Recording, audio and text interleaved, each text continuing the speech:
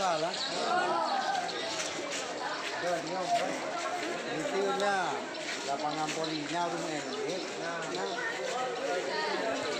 itu lapangan futsal di Damah jauh. Iya. Ada dia main. Berarti anti. Tapi nak bukan Umi. Ada bukan? Ada.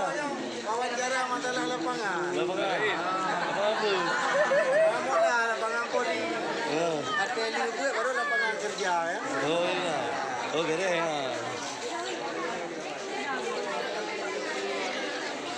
Jadi yang urus gedung kau ni. Yang urus gedung. Gedung kau. Gedung saudara. Gedung saudara. Bilik. Bilik. Gedung